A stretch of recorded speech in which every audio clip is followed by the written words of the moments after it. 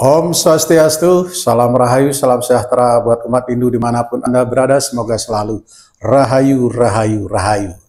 Ya, para pemirsa semutan umat Hindu dimanapun Anda berada, kali ini kita akan berbincang-bincang ya dengan narasumber kita yang sudah tidak asing lagi ya. Kita akan membahas sesuatu yang luar biasa ya.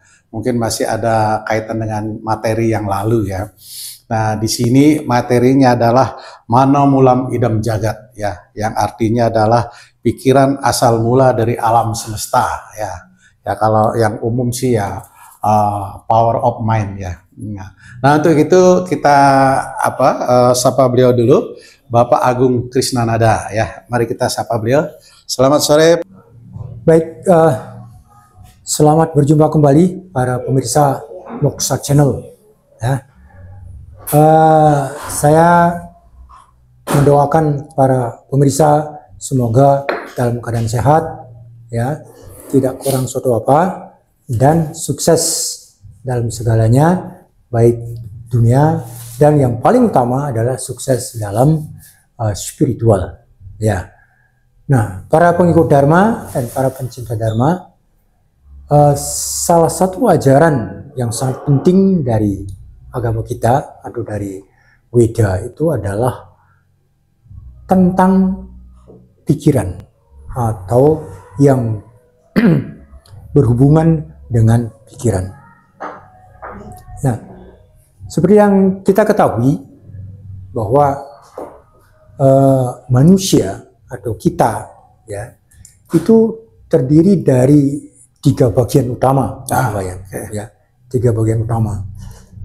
Ini tidak diajarkan di sekolah ya, dan juga mungkin dalam modern atau dalam zaman modern ini kurang diketahui ya, karena ini berada di luar ranah pengetahuan modern ya. Tapi ini semua ada dalam Weda ya, yaitu pertama badan kasar ini yang disebut stula sarira ya. Leluhur kita sudah mengetahui ini ya, stula. Kemudian di dalam badan ini ada bagian yang lebih halus ya, seperti pikiran, perasaan, ego, kemudian juga ada budi atau intelek ya.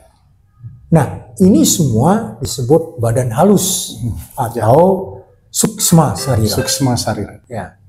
Nah, kemudian ada lagi bagian yang ketiga itu yang lebih halus lagi, yaitu kesadaran. Ya. Nah, disebutnya karana sarira atau causal body.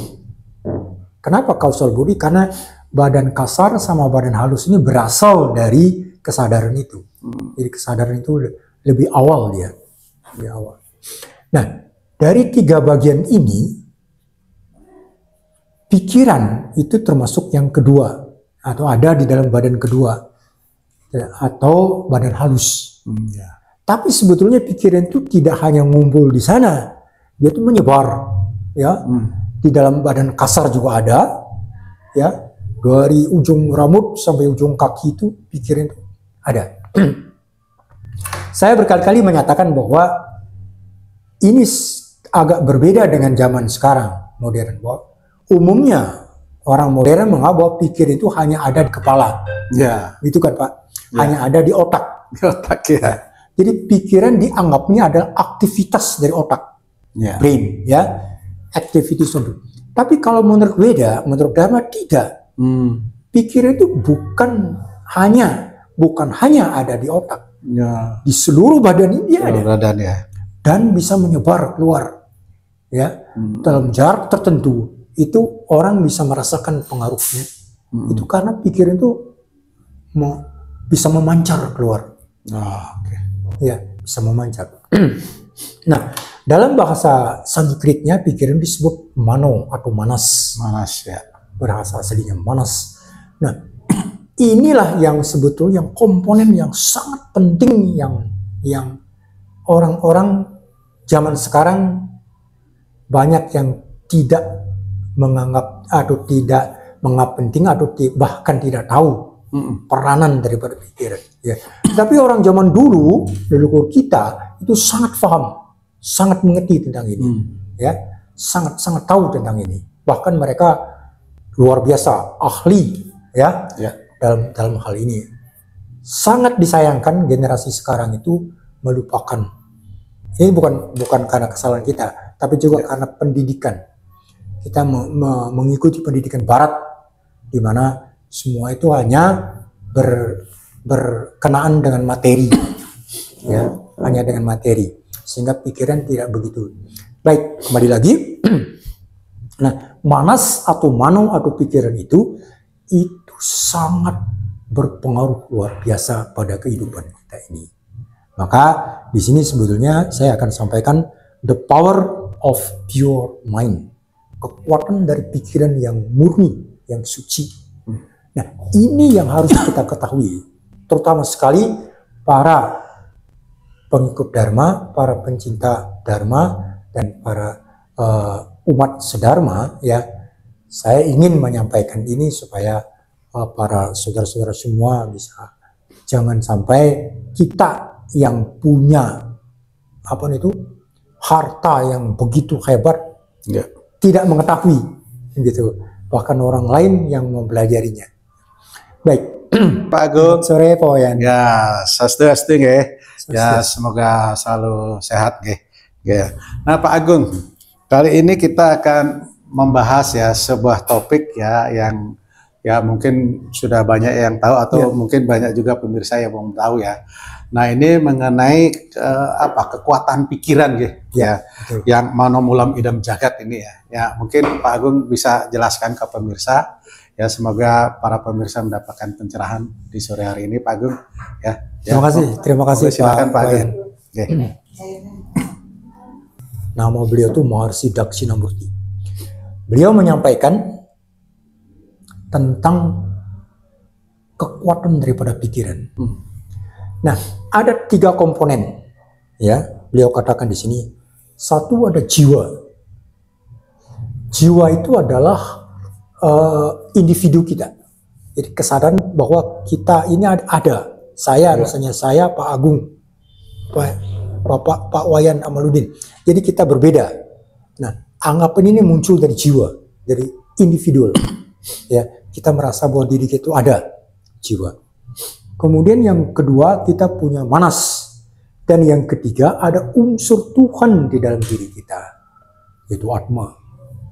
Itu adalah percikan Tuhan atau wujud Tuhan yang ada dalam diri kita.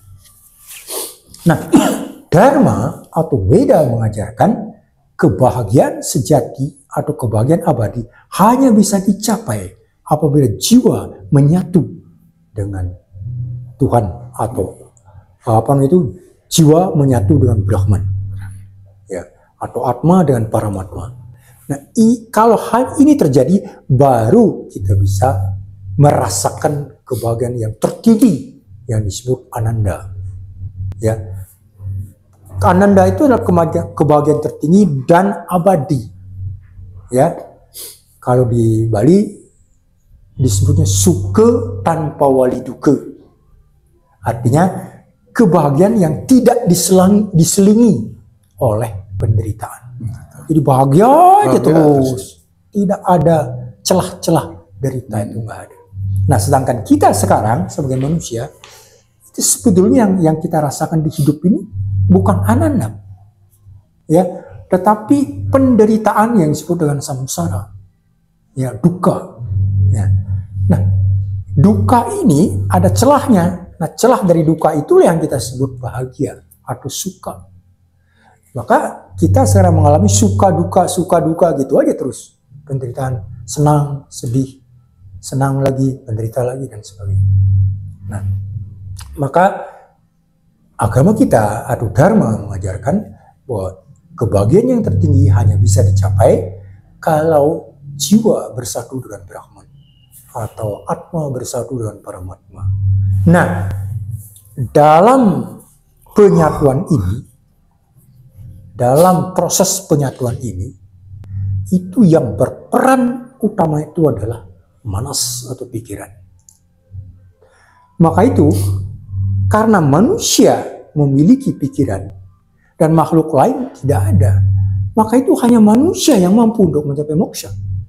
Sedangkan hewan nggak mungkin, tumbuhan nggak mungkin, karena dia tidak punya manas, dia tidak punya mana. Justru karena itu maka kita sebagai manusia itu hendaknya bersyukur sedalam-dalamnya bahwa kita bisa dikaruniai atau kita bisa lahir sebagai manusia dan dianugerahi oleh Tuhan yang namanya manas atau manu. Nah, perangkat inilah yang harus kita gunakan sebaik-baiknya untuk mencapai moksha. Sehingga barulah tujuan hidup ini bisa tercapai dengan baik atau dengan sempurna. Ya, tidak hanya orang sekarang banyak mengatakan, ya kita masuk surga lah, meninggal masuk surga. Itu surga atau swarga. Bukan tujuan agama kita. Jangan salah. Swarga itu bukan tujuan dari dharma. Ya, bukan tujuan dari Weda. Itu hanya transit sementara. Nanti kembali lagi ke dunia. Ya, maka Weda mengajarkan tujuan utama adalah dharma, artha, kama, moksha. Yang terakhir itu moksha. Yang utama. Jadi swarga nggak ada. Itu hanya sementara. Nah, untuk mencapai moksha ini, maka pikiran atau manas itu harus dilatih, dikembangkan, pertama-tama dibersihkan, disucikan, kemudian diarahkan, ya, sehingga dia menjadi pure mind, menjadi pikiran yang suci, yang murni. Nah, kalau ini terjadi, maka barulah kita mencapai dunia. Kenapa? Karena pikiran ini memang dia hebat, tetapi dia itu seperti pedang bermata dua. Ya. Dia bisa menguntungkan, biasa bermanfaat, tetapi sekaligus dia juga bisa merugikan, sangat merugikan. Ada satu statement atau satu tadi Pak mengenai mano atau manas atau pikiran ini ya, apa kira-kira Pak keutamaan daripada pikiran itu Pak? Ya. Baik. Jadi selanjutnya seperti saya sampaikan bahwa kalau pikiran itu pertama dibersihkan dia. Pembersihan maksudnya dibersihkan gimana? Bebas dari sifat-sifat buruk, misalnya keinginan jahat, ya. Misalnya itu iri hati, dengki. Nah, itu sebetulnya kotoran-kotoran ini di dalam agama ajaran kita disebut sadripu. 6 musuh utama, yaitu kama, keinginan, kroda, kemarahan, loba, serakah, moha, ilusi, jadi tidak menyadari diri sendiri, ya. Kemudian mada, kesombongan, dan yang terakhir ini yang paling gawat, ya, yang disebutnya ibaratnya penyakit ini, penyakit kanker yang tidak bisa disembuhkan, yaitu iri hati atau dengki, matsarya. Ya, jadi 6 musuh utama. Nah, ini merupakan kotoran-kotoran yang ada dalam pikiran. Nah, zaman sekarang orang kita itu setiap hari mandi kan, mungkin Bapak Ibu sehari bisa 2 kali mandi, ya, dengan sabun, dengan apalah. Tapi pernahkah Bapak Ibu Saudara memandikan pikiran kita? Atau barangkali mungkin sudah ada orangnya. Jadi sadar nggak? Kalau badan perlu kebersihan, pikiran juga perlu kebersihan. Karena itu bagian dari kita. Ya, maka pertama pikiran itu dibersihkan. Ya, kemudian kedua, setelah dia bersih, diarahkan. Ya, pikiran itu sepertinya bohlam, ya, lampu yang bersinar kemana-mana gitu. Dia tidak punya arah, tapi itu kemudian disatukan seperti laser, Pak. Seperti sinar laser. Nah, baru dia punya kekuatan untuk menembus. Laser itu bisa menembus baja itu. Jangan salah, ya. Demikian juga pikiran. Dia punya kekuatan yang luar biasa kalau dia itu murni, suci. Nah, ini proses ini disebut manu nigraha. Ya. Kemudian seterusnya, kalau pertanyaan barangkali bagaimana caranya itu Ya ada caranya, ya, itu dengan sadhana. Itu nanti belakangan kita bahas ya. Lalu seperti saya sampaikan tadi bahwa di badan kita itu ada tubuh ini. Ini disebut materi ya, disebutnya jada ya. Kemudian juga ada pikiran, kemudian ada juga kesadaran, caitanya, namanya caitanya.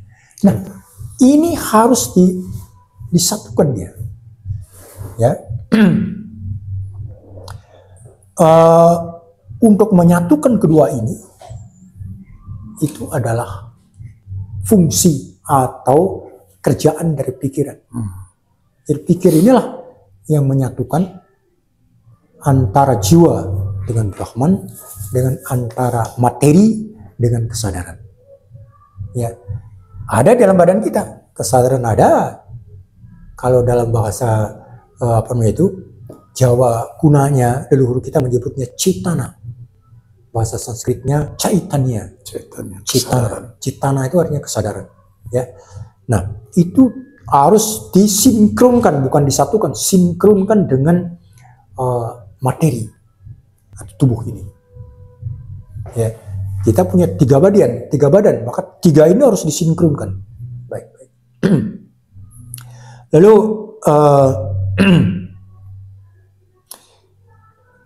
pikiran selanjutnya seperti kata Bapak tadi, dia akan mentransformasikan, merubah jiwa individu atau kesadaran individu atau aku individu yang seperti kita ini, yang hanya terbatas pada misalnya saya, Pak Agung, Bapak, Pak Wayan, berbeda kita. Nah ini dirubah sama pikiran menjadi tambah luas. Nah pikiran individu ini disebut vyasti.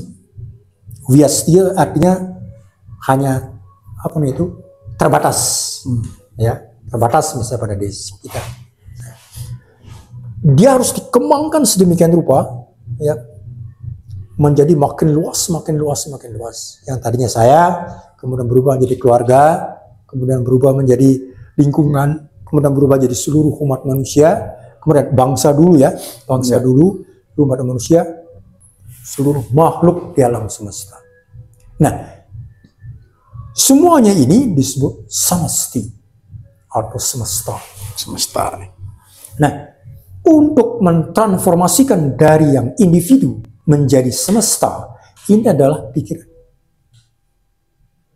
Dia berfungsi untuk merubah yang pikiran yang tadinya sempit, kecil, terbatas, menjadi berkembang, menjadi tidak terbatas.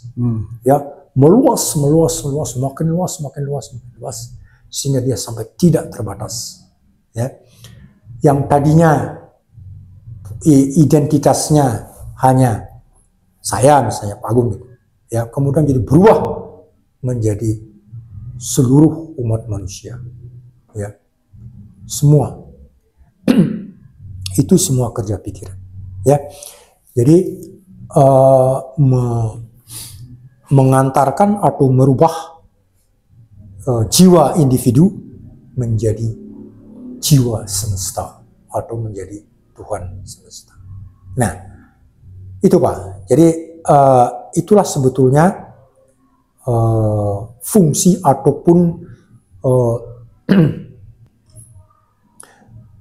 sifat keagungan, kemuliaan, kebaikan daripada pikiran itu. Ya. Memang ada yang jeleknya seperti tadi. Kalau orang jahat itu juga dari pikiran. Nah sekarang modelnya di Kali Yuga ini banyak sekali orang yang menggunakan pikiran itu secara tidak benar. Ya, sebab dia tuh akhirnya dia bisa memanipulasi data,